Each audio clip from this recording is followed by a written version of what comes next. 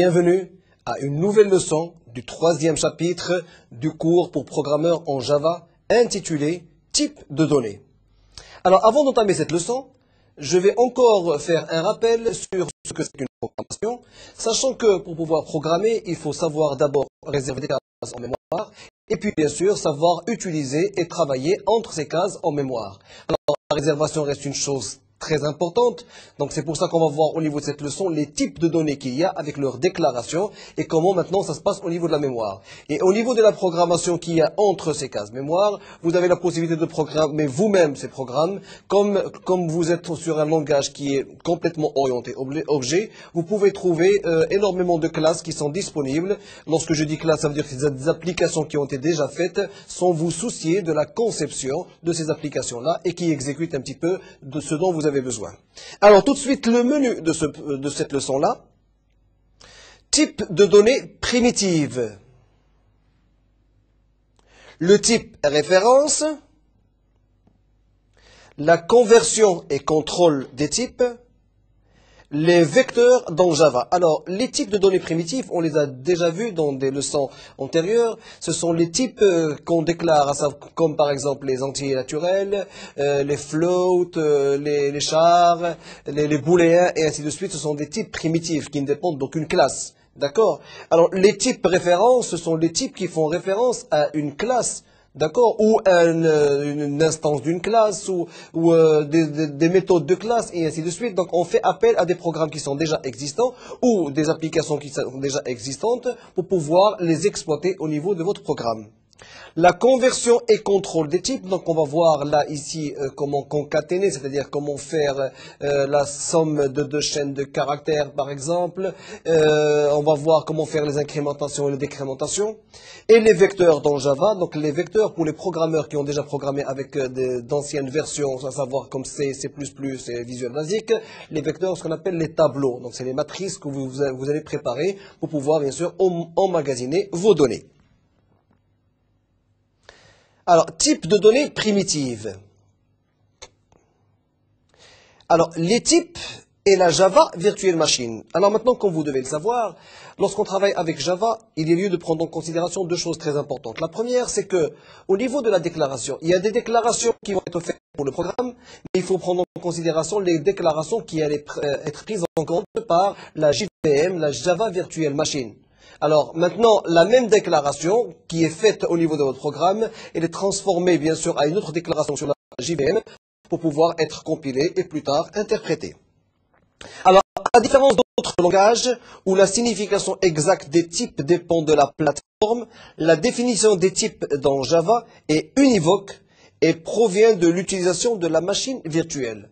Alors effectivement, du fait que la compilation se fait avec la machine virtuelle et non pas avec la machine réelle avec laquelle vous allez travailler. Donc tout dépendra de la machine virtuelle. Donc vous ne dépendez plus de la plateforme sur laquelle vous travaillez. Alors les types primitifs. Alors les types primitifs, vous avez le byte. Donc c'est un type qui allait réserver 8 bits en mémoire. C'est-à-dire que lorsque vous allez déclarer un objet par exemple étant que byte par exemple, automatiquement au niveau de la mémoire sera réservé 8 bits effectivement pour cet objet-là. Lorsque vous déclarez cet objet en short, 16 bits seront réservés en mémoire pour cet objet-là. Lorsque vous les déclarez en ints, par exemple, 32 bits seront réservés. Lorsque vous les déclarez en long, 64 bits seront réservés.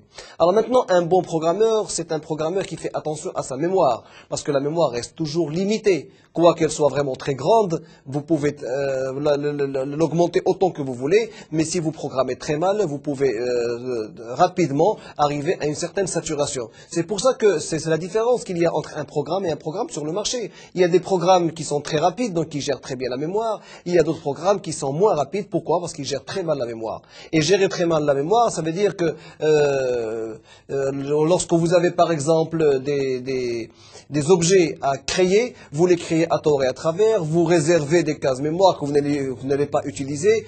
Par exemple, lorsqu'il s'agit d'utiliser un compteur, au lieu d'utiliser un même compteur, au niveau de deux projets différents, vous utilisez deux compteurs différents, ça fait deux réservations et ainsi de suite. Alors, Alors toujours est-il, un très bon programmeur, c'est quelqu'un qui sait très bien gérer sa mémoire et savoir conserver le maximum d'espace au niveau de la mémoire. Et qui dit bien sûr gérer bien sa mémoire, dit bien sûr avoir une rapidité au niveau de votre programme. Alors, char, là aussi, c'est un type primitif qui va réserver 16 bits. Float, 32 bits, donc c'est pour les réels. Double, 64 bits. Booléen, true or false. Alors, les opérateurs de comparaison, ils s'appliquent maintenant au type numérique. Lorsqu'il s'agit maintenant de faire des comparaisons entre des types numériques, il va falloir utiliser ce qu'on appelle des opérateurs de comparaison, à savoir le signe inférieur. Donc, pour faire une condition, si par exemple i est inférieur à faire ça, et ainsi de suite, inférieur ou égal, supérieur ou égal, et supérieur. Donc ça, ce sont les opérateurs de comparaison qui allaient vous permettre bien sûr de travailler avec les types qui restent numériques. Il s'applique à tous les types maintenant. C'est le signe différent et le signe double égal. Alors là, c'est la logique. Lorsqu'on veut par exemple faire une condition avec tous les types que vous voulez, non pas les types numériques. Si par exemple A est égal à une chaîne de caractères, on ne va pas écrire A est égal, on va écrire A double égal. Si A est différent de la chaîne de caractères, on va écrire le point d'exclamation suivi du signe égal. Là, ça veut dire que c'est le signe différent. Alors, les opérateurs entiers, vous avez les unaires, à savoir le plus et le moins. Vous avez les 4 opérations de base, l'addition, la soustraction, le produit ou la multiplication et la division. Vous avez le reste de la division entière. Alors là, au niveau des programmeurs, c'est très important pour, bien sûr, des petits programmes où on a besoin de savoir le reste d'une division.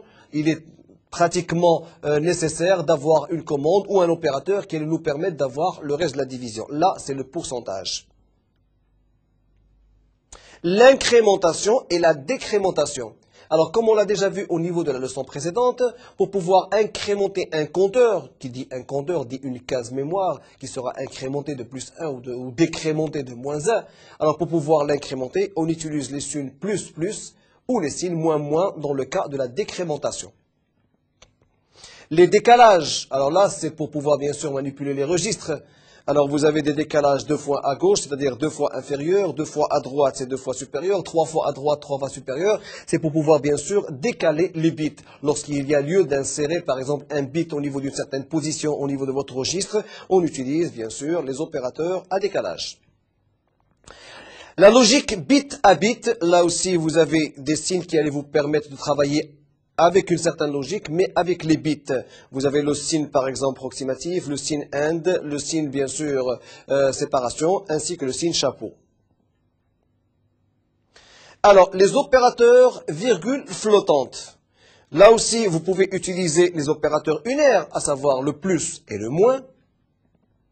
Les 4 opérations de base, à savoir l'addition, la soustraction, la multiplication ou le produit, et puis la division, pour le rapport, et le reste de la division avec bien sûr le signe pourcentage, ce qu'on appelle une division tronquée. L'incrémentation et décrémentation se fait aussi par les plus plus et moins moins.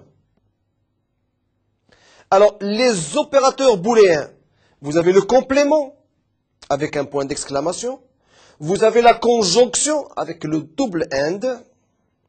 Vous avez la disjonction, différent par exemple, ou si vous voulez, avec le de ce bar. Vous avez la comparaison, alors 2 signes égales, sinon point d'exclamation égal, c'est pour dire que c'est différent.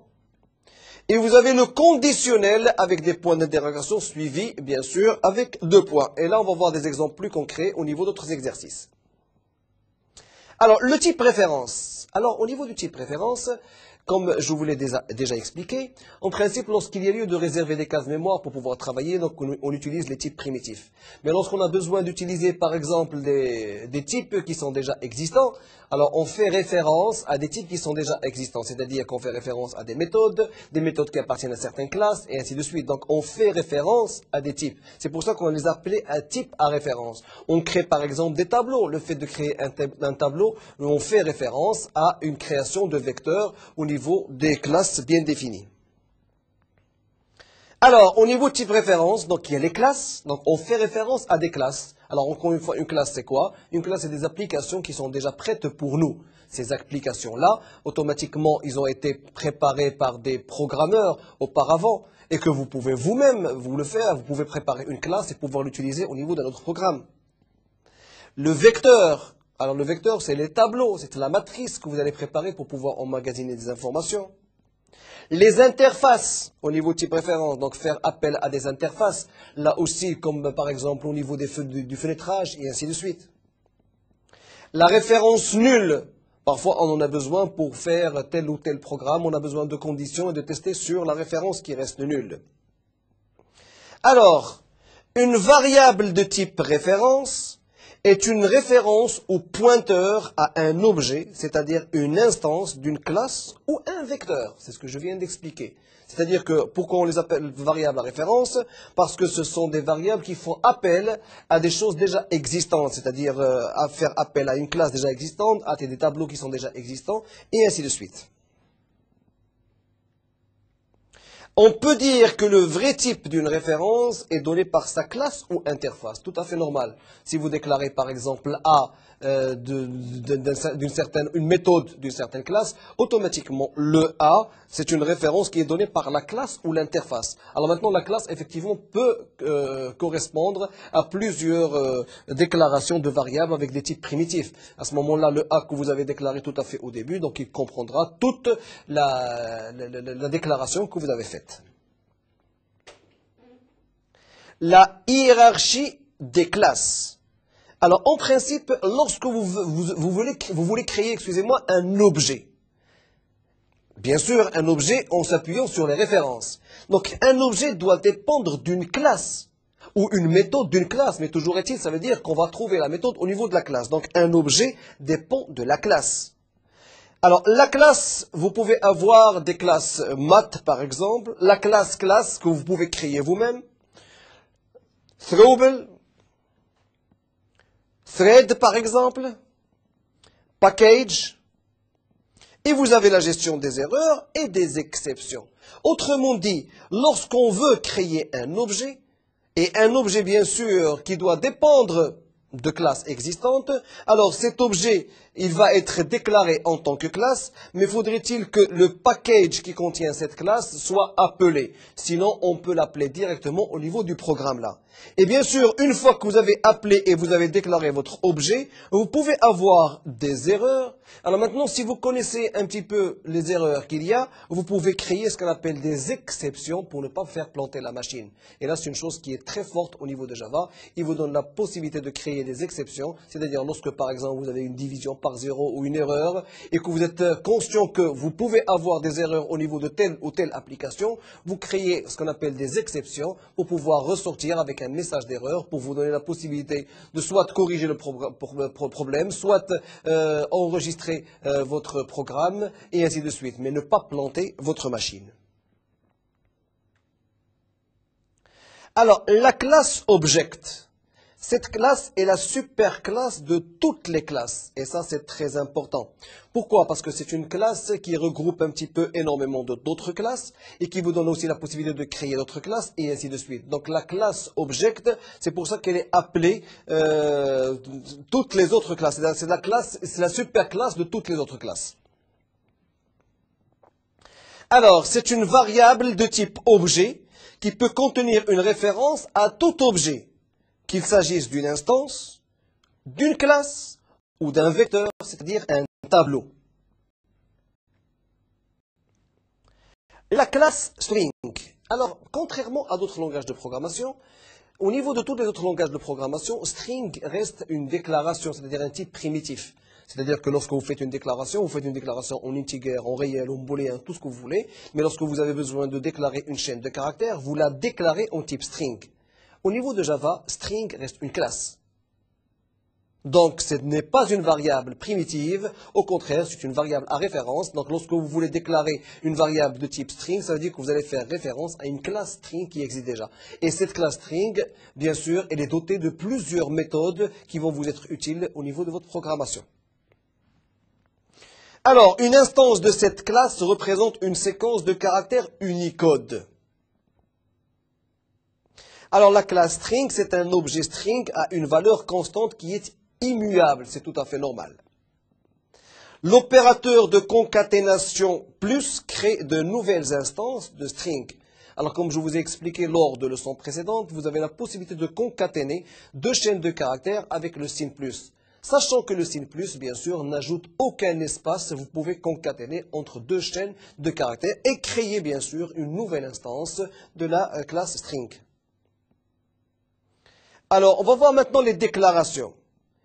Les types sont employés pour déclarer des variables locales, des variables membres de classe et des arguments de méthode. Alors, comme je vous l'ai déjà expliqué, s'il s'agit maintenant de déclarer un objet comme type primitif, donc là il n'y a pas de problème, vous allez faire une variable locale, c'est-à-dire que vous allez faire une réservation en mémoire de ce type-là, de cet objet-là, et cette réservation prendra autant d'octets que si par exemple vous utilisez le int, vous déclarerez 32 octets, c'est-à-dire 32 octets vont être réservés en mémoire. Si vous utilisez par exemple un autre type, vous allez avoir un nombre bien précis d'octets qui allait être réservés en mémoire, et ainsi de suite. Alors, les variables membres de classe, donc on va voir comment faire une déclaration de variables membres de classe, c'est-à-dire comment faire appel à une classe, sinon faire appel à une méthode d'une classe, et ainsi de suite, et les arguments de méthode. Alors, déclaration, les arguments de constructeur. Vous avez les résultats de méthode. Alors, les résultats de méthode, c'est tout à fait normal. Si, par exemple, vous avez une méthode mathématique, par exemple, cosinus, sinus, la racine carrée. Alors, lorsque vous appliquez une racine carrée pour un argument bien précis, ça veut dire que vous en attendez en retour un résultat. Donc, les résultats de méthode sont récupérables au niveau de variables, au niveau de votre mémoire. Paramètres de gestion d'exception. Alors là aussi, c'est comme j'ai expliqué tout à l'heure, c'est qu'au niveau de votre programme Java, vous pouvez à tout moment vous pouvez pas être à l'abri de problèmes ou d'une erreur au niveau de votre programme. C'est-à-dire que votre programme peut planter à n'importe quel moment, causant des désagréments, à savoir planter le programme ou planter toute la machine qu'il faut redémarrer. Alors maintenant, tout en prenant en considération tous ces problèmes-là, vous avez la possibilité de gérer ce qu'on appelle des exceptions. C'est-à-dire en cas de ce problème-là, avant de pouvoir faire planter la machine, vous allez recevoir un message d'erreur qui allait vous permettre de sortir correctement de votre programme, de le sauvegarder et ainsi de pouvoir débloquer la situation. Alors, la syntaxe d'une déclaration de variable, type identificateur, c'est-à-dire que le type, par exemple, s'il s'agit d'un type integer, on écrit int et puis le nom de l'objet que vous avez. Donc, int a, point virgule. Ça veut dire que vous allez me réserver au niveau de la case de la mémoire 32 octets pour l'objet A. Donc, c'est comme ça qu'on les déclare. Alors, exemple, int compteur. Alors, compteur, c'est le nom que vous avez donné. Vous pouvez appeler ça compteur, vous pouvez appeler ça toto, vous pouvez l'appeler comme vous voulez, mais il est déclaré en int. Alors, int, c'est ce qu'on appelle des types primitifs. Alors, pour déclarer les types primitifs, il suffit de le faire de cette manière-là, c'est-à-dire qu'on avance d'abord le type, puis votre identificateur, qui reste votre objet. Alors maintenant, cette fois-ci, une variable référence se déclare ainsi. Lorsque vous avez besoin, par exemple, de faire une déclaration à une référence, via une référence, vous avez la référence que vous avez, ref A classe par exemple, et vous faites référence au nom de la classe. Si par exemple vous avez une classe bien précise qui est déjà prête, qui contient un programme que vous voulez réutiliser, ben vous déclarez la classe que vous voulez et vous la déclarez sous la classe qui est déjà existante. Alors, type, par exemple, entre crochets, ref à vecteur, ça c'est pour les vecteurs et les tableaux. Nom de l'interface, ref à interface, donc ça c'est le nom, bien sûr, de l'objet que vous voulez créer, et ça c'est le nom, bien sûr, de l'interface qui existe déjà. Alors des exemples, random R. Là, c'est un type primitif. Random R, ça veut dire que vous avez la possibilité d'avoir des chiffres aléatoires qui vont être remplis au niveau de la case mémoire R. Double, valeur. Ça veut dire que vous allez déclarer une variable qui s'appelle valeur en tant que variable double, c'est-à-dire qu'il va réserver un certain nombre d'octets au niveau de la mémoire qui vont recevoir, bien sûr, des chiffres qui sont réels. Comparable clé, là aussi c'est la même chose. On déclare une variable ou un objet clé. Alors le type, c'est le type comparable. Alors les opérateurs de référence, accès à une variable membre. Ben, à ce moment-là, on fait appel à la référence, ça peut être une classe, d'accord, ça peut être des arguments, ça peut être une méthode et le nom du champ que vous voulez. L'invocation d'une méthode, automatiquement, donc on fait référence à la classe, point la méthode avec bien sûr des accolades. Si par exemple on a besoin d'appeler la méthode SQRT, la racine carrée, donc on fait d'abord appel à la référence, c'est-à-dire la classe math, point SQRT, qui est la racine carrée, c'est la méthode, et entre parenthèses, j'écris mon argument, c'est-à-dire la formule ou le chiffre que je voudrais calculer sa racine carrée. Alors, l'instance of, c'est un opérateur pour déterminer le type exact de l'objet, d'un objet n'importe lequel. Alors, on va prendre un exemple. Alors, on peut écrire if n instance of double. Alors,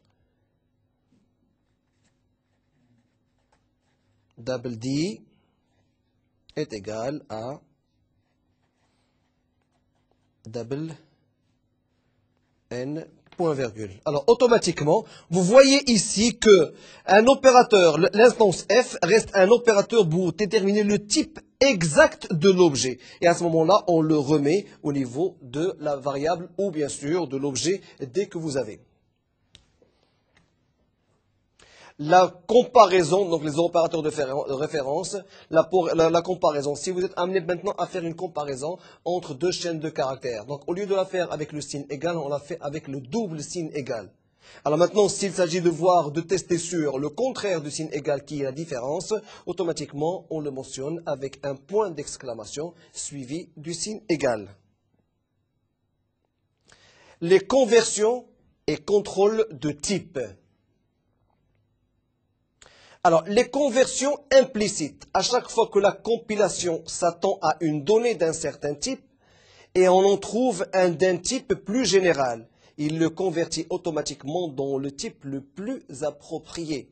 Je vous donne un exemple très simple. Si par exemple, du moment que la machine virtuelle machine travaille avec du bytecode, alors par exemple, une chaîne de caractères sera reconvertie en char, par exemple, pour être normalisée au niveau de votre bytecode.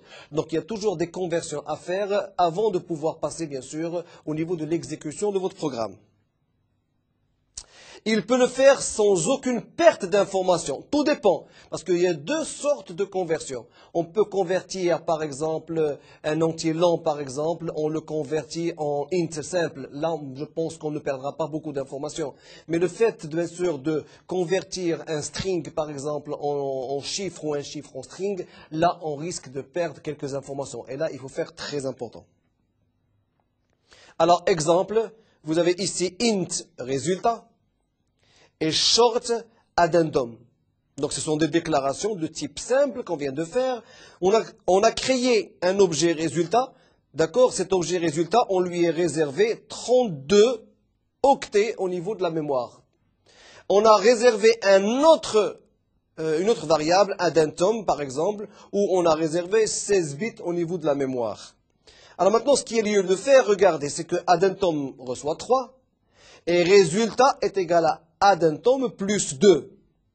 Alors, addendum plus 2, puisque ça c'est int et ça c'est short, et puisque le résultat que vous avez ici, il est déclaré en int, il y a lieu de faire une conversion automatiquement de addendum en type integer, pour pouvoir bien sûr le faire sauvegarder au niveau de la case mémoire résultat.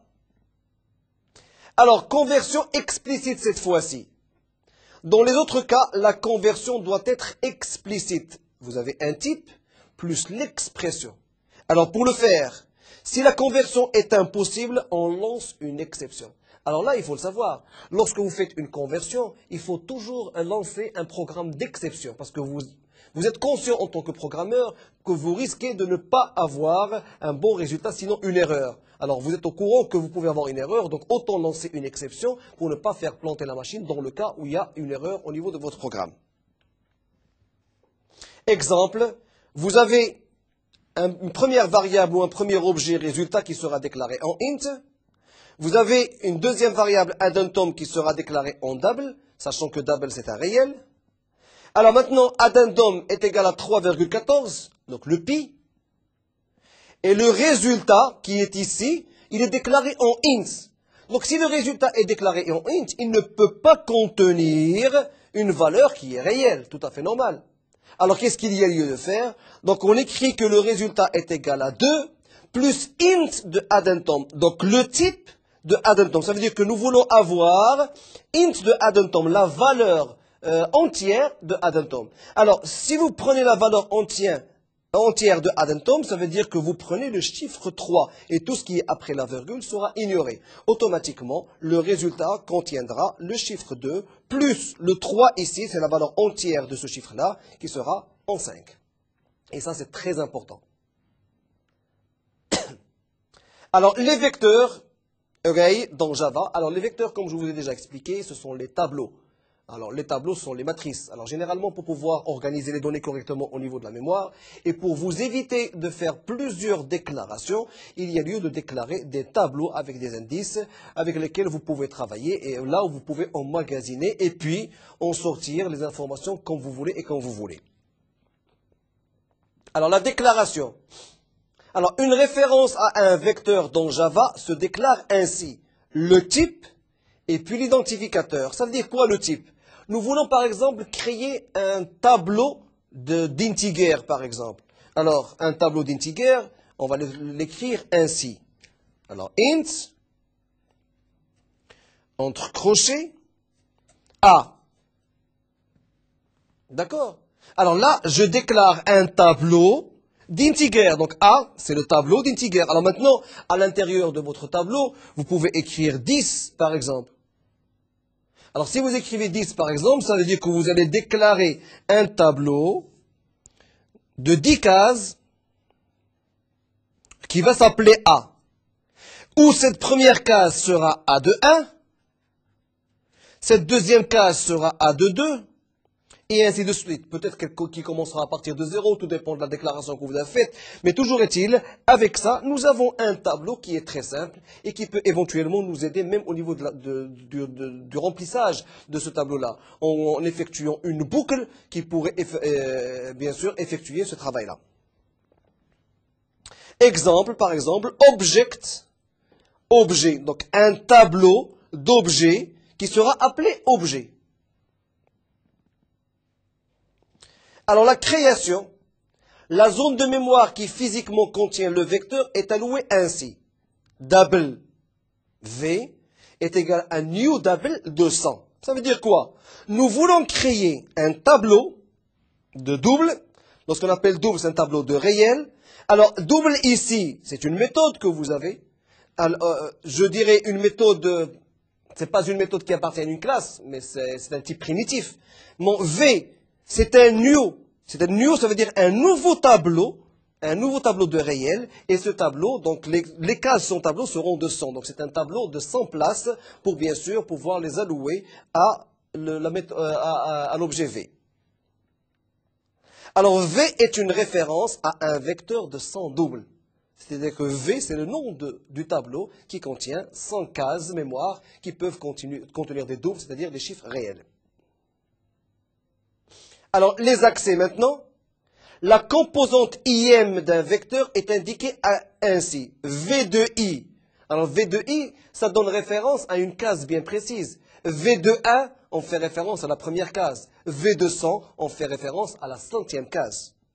Exemple, V de 0 reçoit 3,14 and X est égal à V de 1 fois 3. Donc la première case du tableau va recevoir 3,14 et X va recevoir la deuxième case du tableau que multiplie par 3. Donc c'est comme ça qu'on fait référence aux cases d'un tableau ou d'un vecteur.